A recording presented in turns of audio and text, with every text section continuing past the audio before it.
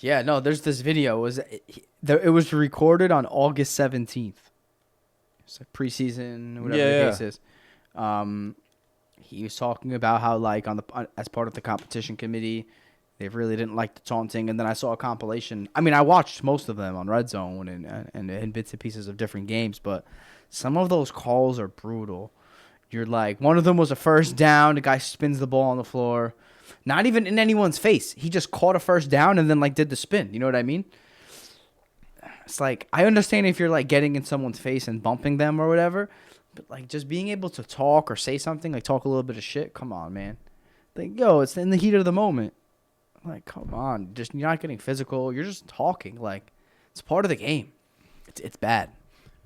We want our athletes to be authentic and raw and give us exactly how they feel, right? Until they do so. Then we get upset about it. Yeah. What's an issue that a lot of people have with some of these post-game, post-fight news conferences?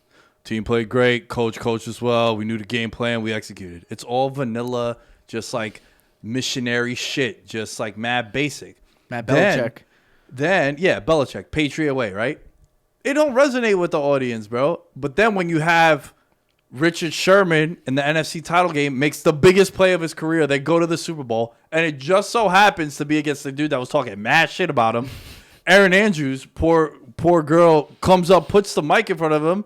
It's like, Sherm, how do you feel about what just happened? 45 seconds ago, just makes the biggest play of his career. And he cuts the wrestling promo. Yeah. And people were like, oh my God, how can he do this? Terrible. It's like, dude, what do you want? What do you want from them? Yeah, it's a violent game. But do you want the vanilla answer where it's boring and mad cliche and all the how we do the draft talks, like good footwork, good composure, like all that shit? Or do you want actual insight and actual them personality, bro? It's tough. No fun league. So when a guy gets a 20-yard touchdown and it wins the game, you're telling me Stephon Diggs was when he scores that miracle in Minneapolis Miracle or whatever the fuck it's called. Yeah. You want him to just, here you go, here's the ball. Like, no, dude, not everyone is Larry Fitzgerald who scores a touchdown, gives it to ref. Nah. He hasn't won that much. Some people want to really bug out and enjoy themselves, and it's never been something for me personally, and a lot of people, like if you're on Twitter and you're watching some of these consensus, no one agrees on anything anymore. Everyone agrees that that's terrible. It's only the owners and the people in charge because they don't want to be responsible for like all of the shit that may happen after that. You know what I mean? A suspension here or something like that. It's like they just want everyone to play the game the way it's supposed to be played. Like, okay, but again, going back to my point, it's like I said it's a violent sport. I just meant like it's high energy, like it's a very physical sport. You know what I mean? You're playing tackle football. Yeah. Like, these guys are going to be animated. These guys are going to be pumped up. Like, excuse me if they get overexcited. Who fucking cares? That's what their job is. There was one hit in the Seattle game, going back to that, where the DB just puts a nice hit on A.J. Brown. That was the Reed hit. Yeah. And he just, stands up like, yeah. And flag. It's like, come on, it's terrible. I would imagine. I think that gets corrected. Hopefully. Or, maybe they ease up on some of it and they kind of enforce. There needs to be more of a playbook. There needs to be more structure to it. Because right now it just seems like there's no, what can I get away with? What can I not get away with? Yes. But, at its core, that's what the NFL is, too. Let's take a look at those suspensions back in the day, right? Ray Rice, Dante Stallworth, Plaxico Burress. They make these rulings, out of thin air. There's never been a precedent that, why was it Ray Rice, domestic violence, got 2 games, the other guy gets a year? It's like they both fall under domestic violence, but there was never all right, weed suspensions, the other one. You get 4 games, he gets a year right off the bat. It's like there's nothing to say that, all right, if you do this motion first down, that's okay. That's okay. You do the spin, that's okay. You stand over, that's okay. But if you get in his face and whatnot, there was an incident in the Raiders-Steelers game where one of the linemen was like, yo, he spit on me and shit. There's different scenarios. Every scenario is different. So need some structure. Yeah, you need to be able to. It's like the catch rule, bro. No one knew what a catch was for so long. I still don't know. It's like the same thing as the vertical rule in the NBA. you just don't know. You don't know. So they need to do a better job of either eliminating that completely and going back to how it was, where they would call someone sportsmanlike when it was like, you took off your helmet on the field. You dropped the ball on somebody. Yeah, you threw it at someone, something like that. But for the most part, these ticky-tacky stuff, no one was happy with it. And then you go to that Chargers-Cowboys game, which, I mean, the memes were out of control. There were 20 penalties called in that game. Chargers lead the NFL. Yo, that game was so bad. Chargers lead the NFL in penalties. Justin Herbert, ready for this? 200-plus yards of passing called back because of penalties. Had 2 touchdowns overturned because of penalties. They had that one call where they called him down when he's backpedaling, which also, by the way, horrible play on his end. Yeah. Like, there's literally 3 defenders in front of you. Throw it away.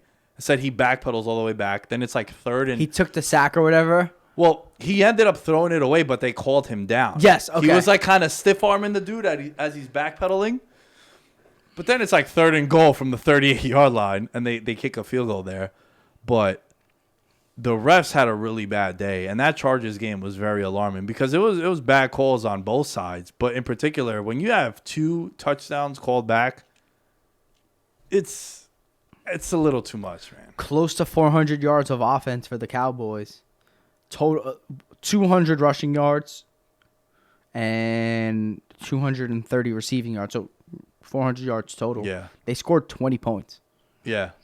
And one of them was the field goal late. Greg Zuerlein is now a hero. He's being praised. Last week they wanted him cut. That's the story of Greg Zuerlein's career too. It's funny, ironically enough, I was at the field yesterday with Ahmed.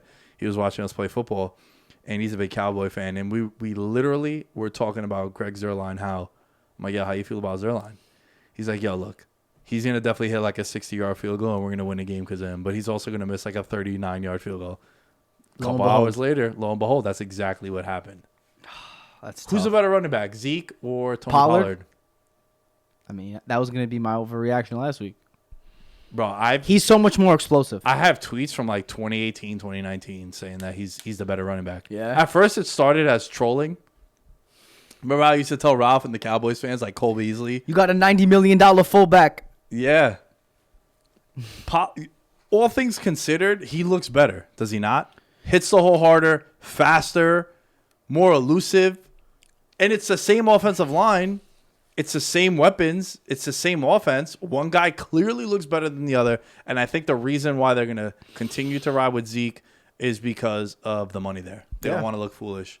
And that's how bad teams stay bad. But I'll say this, though. As long as it's working, I mean, their offense is potent. As long as it's working, I don't mind because you're keeping both guys fresh in a way. So it's not the end of the world. Zeke, 16 carries, 71 yards. Tony Pollard, 13 carries, 109 yards. Both scored a touchdown. You know what I mean? I think in this offense, it's so high-powered, you'd be able to feed 2 mouths at the running back position. Both of them may not score touchdowns every week, but I think that they're both, from a fantasy perspective, I think both can be relevant. And, yeah, I mean, Zeke's a great blocker. He's a great blocker. He is. He's a great blocker. Coming out of college, that was like his most elite skill set, I would say. Yeah. But, how'd you feel about the officiating yesterday, though, collectively? I can't stand the taunting shit, man. It's very tough. It's like all these flags are kind of holding the game up. I was watching Red Zone, and I feel like every couple of plays, whatever game it was in, there was always just like a flag. It was like slowing the pace down. It's just like, I don't know. Hit the drawing board, zebras. There was one play on Amari Cooper where the flag came in so late. Yeah. And if you're a DB, I feel as if you can't celebrate until the team starts calling their next play or if the punting unit comes out. Because the flag is just, dude, being a DB in this modern NFL gotta be the second hardest thing to do in sports besides hitting a fastball. Yep. How do you cover these guys? You're at a disadvantage because you have to backpedal right off the bat. And you can't press in certain situations. You can't bump after 5 yards. Yo, anytime I have a receiver or I have an offense that I have money on, or vice versa, if I need the defense to get off the field and it's a 3rd and 8 and the pass gets broken up or it's an incomplete, I'm just expecting a yellow towel to come in. Oh, a yellow flag to come in. Yeah. It's just so crazy. What I've realized is you can't even hit a guy hard anymore. It's different if, like, you lead with your head or whatever the case is and you're breaking a rule, and it's a hard hit, I understand. It's almost to the point now where if it's a big hit, they throw a flag. Oh, there was one on the Claypool. Yeah. There was a Claypool hit with the Raiders guy. Yeah. Dude came in and hit him with his shoulder. Laid out Claypool. Yeah. Beautiful hit because he would have caught the ball. Flag. It's like, come on, dude. And it's like, yo, at the same, and I understand where the league is going. I understand what the league is doing because, you know, all of those concussion issues and all of that negative PR seems to kind of have gone away. And, you know, the game is a lot more open and there's a lot more scoring and that's what they want. But to your point, it's very tough to play defense. It's like these receivers are ducking, these running backs are ducking, they're making a move, and you're coming in as fast as you can, laying a hit. Sometimes it's not even on the defender's. It's not the defender's fault, but because of the way that the ball carrier is making a move, then it turns into like a targeting or a helmet hit just because of what the running back is doing, and it's not even, you know, there's no control over that. So it's tough, but. You know, I think the league is like prospering. You know, they've gone away from all of the helmet issues. So, yeah, but to what extent though? The diehards are like, what the fuck's this? You know, I think more for the casual fans are like, oh, okay, whatever, cool, touchdown, woo, fantasy sports, woo, scoring, more points, offense. You know, and like whatever. If the game is safer, I'm all for it. But it's just tough when it's. You know, Dude, I can't hear about the game being safer when you make them play on Thursday. Yeah. To me, that's where you kind of lose me there. Yeah. But it's funny because with the quarterback rule changes in terms of hitting the quarterback, you know, that's making the game safer, and they're doing a lot of that stuff. Well, one of the reasons why also the quarterback is so heavily protected is because he is the key to your franchise. And the league as a whole as well. And the league. Yo, I'll never forget, there was a Sunday night football game a couple of years ago where it was the Saints and the Cowboys, and it was Romo and Briggs were both out. And that's Sunday Night Football. NBC has paid for the rights to that game, and you're getting like Jobber A and Jobber B being your quarterbacks. So I get it from that standpoint. For the quarterback, I'm for it, because if I'm giving you $500 million and you're Pat Mahomes, they better be playing.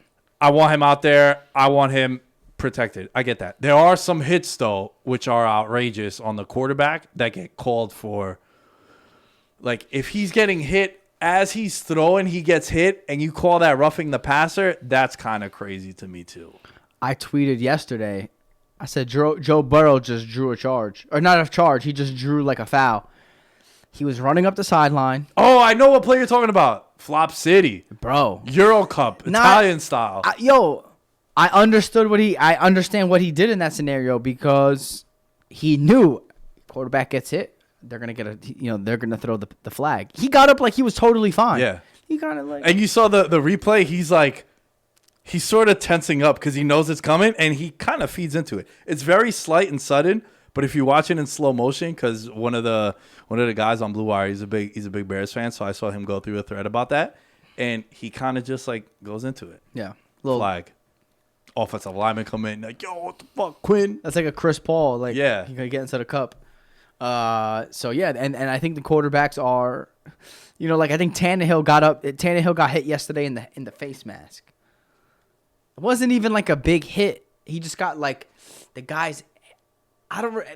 It was like a weird body angle where like he sacked him or whatever, but like the guy's hand hit his face mask. He got up like nothing was wrong, and he's like.